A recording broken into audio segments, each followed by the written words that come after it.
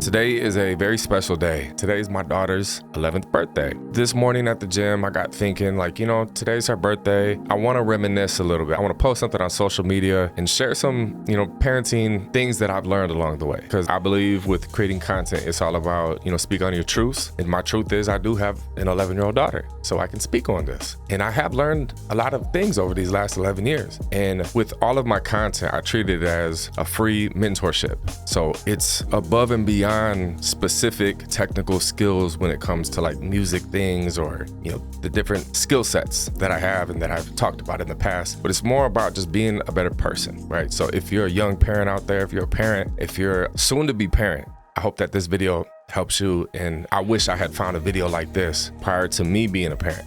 So I'm helping out the younger version of me. Hopefully that is you. And also these lessons aren't in any particular order, right? These are just 11 lessons that I sat down and wrote out. Okay, lesson number 1 is they want your time more than anything else. I see a common mistake that a lot of people, they're not there for their kids and they're not very involved in their kids' lives. And so they try to make up for it with buying their love. And it just doesn't work. At the end of the day, if you bought your kids a new bike, a new toy, whatever it is, new clothes, they would much rather have the memories of you being there, at their practice, picking them up from school, making memories and spending time with them. So they appreciate your time way more than anything that you could ever buy. You can't buy them enough equal to just being there. As a man, I've seen a lot of other men who they like to tell themselves that they're going out there and they're grinding and, they're not there for their kids, but one day their kids are going to understand that dad had to go to work and make all this money, but they would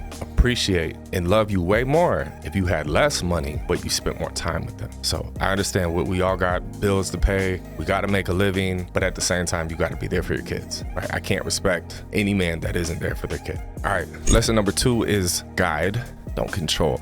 Picture this a Venn diagram, right? There's 2 circles, then they overlap in the middle. Circle number 1 is things that matter. Circle number 2 is things that we can control. Where they overlap in the middle are things that matter that we can control. So some parents are very strict. They don't like the way that the world is today, but there's a power in acceptance, right? You got to accept that, the way things are today are not how things were when we were growing up. And that's just a fact, right? A lot of people are like, man, when I was a kid, all we did was this, so I'm going to have my kids do that. But that's not how things are nowadays, right? Way back in the day, there was like Nintendo and Atari, and that sucks. Now there's PS5 and Xboxes and crazy virtual reality things. Times have changed, my friend, and you got to adapt. So it's like you can't control that, right? So again, remember things that matter and things that we can control. All the things that we can't control, don't worry about. You can try to shelter your kids from certain social media things because you don't like the way that people talk there. You got to remember they go to school every day. We can't control what other kids say to or around our kids there. So what our job is to guide them, not control them. Teach them how to go out there and handle themselves in those situations, right? Unfortunately, we ourselves might have dealt with being bullied growing up. Chances are our kids are going to end up dealing with a bully at some point. We can't control that. But what we can control is teaching them how to act and deal with those situations because they're bound to happen. Lesson number 3 is you're the teacher, they're the student. We have to prioritize knowledge and wisdom. I remember when I found out I was gonna be a father, almost anyone that I knew that had a kid, I would ask them questions like, hey man, I'm gonna be a dad in this many months. Like, what advice do you have for me? And I listened to every single person. I might have asked hundreds of people, just random dudes at the gym. Hey man, do you got any kids? Yeah, I got blah, blah, blah. I'm gonna have my first kid in so many months. What advice would you give me? And every person gave me different advice. And I listened to all of it. So you gotta seek wisdom. There's other people that have been parents and they learned some. And so if they can teach it to you, it'll help you out a lot. That's what this video hopefully is for you right now. Is I have 11 years of experience and I'm gonna give it to you inside this video. Lesson number 4, this is my favorite one. It's teach them young what you learned late. I just got into reading in the last 2 years and I've read hundreds of books already. And I see the power in reading. I wish that someone taught me this at a really young age. So I got my daughter at 11 years old and she's reading new books weekly. She's gonna be very smart. I didn't do this. I was playing video games and out on recess and playing outside, riding bikes, stuff like that. She's still doing things like that, but she's also prioritizing reading. I recently learned about meditation. She meditates almost daily at 11 years old. I just tell her bro, you have such a head start on me. You have 20+ year head start on me. Like your future is, you're gonna be phenomenal. Teach your kids early what you learned late. Lesson number 5 is be present. You gotta enjoy every moment. That was probably the advice that I received the most when I asked other parents, like, hey man, I'm gonna be a father. What advice do you have for me? They would always say, your kids are gonna grow up before you know it. One day you're gonna look up and they're gonna be 18. And it's true. Time does go by a lot faster once you have kids, because once you're an adult and you look in the mirror, you don't see that much change every year. But when you see, a kid go from like a baby to 1, now they're walking and now they start to talk, and then from 1 to 2, like there's such a dramatic change every single year that, yeah, you realize how fast time goes by. Just making sure that you're there and you're present. With myself being an entrepreneur, if you're watching this and you're an entrepreneur, try to cut it off. We're creatives, we got these ideas and then it just keeps going and going and going and going, but it's very, very important to shut it off. And whether you got to put your phone on do not disturb, have some sort of balance with your schedule where you have, certain nights a week or days a week, it's just non-negotiable. Like, these are the things that we do. You may not ever find the perfect balance, and that's fine, but at least stride towards finding some sort of balance within your schedule. Lesson number 6 is to encourage them. I tell Maya all the time, like, you can do anything that you set your mind to. Don't cast limiting beliefs on your kids.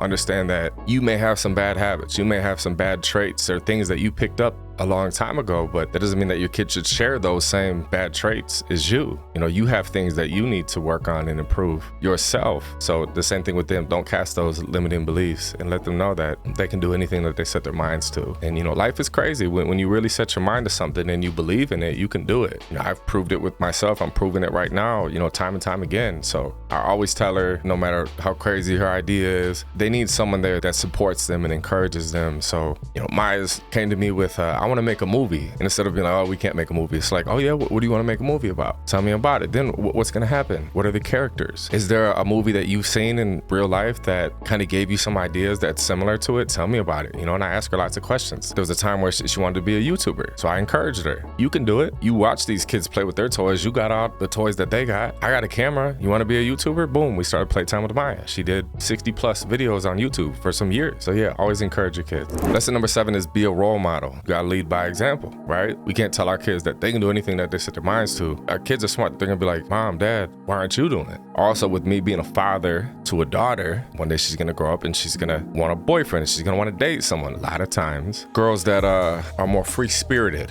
I'll say. Slutty girls, okay? Majority of the time they have daddy issues. They never met their dad. Their dad wasn't in their life. And so they're always seeking that male figure to be in their life to, fill that void that they have. These are the girls that kind of bounce around. So knowing that, let's reverse engineer. Okay, I have a daughter. I'm gonna always be there. She's gonna always have a male figure in her life, and I'm gonna be a role model. I'm gonna be the man that one day when she gets older and she eventually gets married, I want to show her the type of male husband role model that she would then be attracted to. A lot of times daughters end up marrying a man who has some sort of similar traits to their father. With my wife Alyssa, I'll say certain jokes and she'll be like, oh my God, my dad used to say that type of stuff all the time. Taking a dump, like, oh, I just took the Browns to the Super Bowl. It's like, my dad used to say that. Maya sees me open the door for my wife. Maya sees me open the door for her. She sees that I'm there, that I'm active. I show her what hard work is. I show her what, pursuing your dreams is. So yeah, lead by example. Lesson number 8 is take care of yourself. To be the best parent that you can be, you got to take care of you. The happier you are, the happier of a father you're going to be. I'm not with my daughter's mom. Around the time she was like 4 to 6 months old is when we separated. And I remember the deciding factor for me was, I didn't want to have separate households and stuff like that. I remember visiting my dad and telling him that my parents are separated. I was like, I don't want to have a mom's house, a dad's house. I don't want to do that. Going to counseling and therapy, different stuff like that, trying to work things out, but I just wasn't happy. Right? I wasn't happy. I remember having the thought of like trying to stick it out in order to be a good father, but that also meant that I wasn't happy. My dad said, well, would you be more happy if you weren't together? I said, oh, absolutely. And he's like, okay, well, in order for you to be the best father you can be, you need to be happy. Prioritize you. You got to take care of you. Lesson number 9 is they're always watching. So this kind of goes off of the being a role model, lead by example. Your kids are paying attention. Your kids are smarter than you think.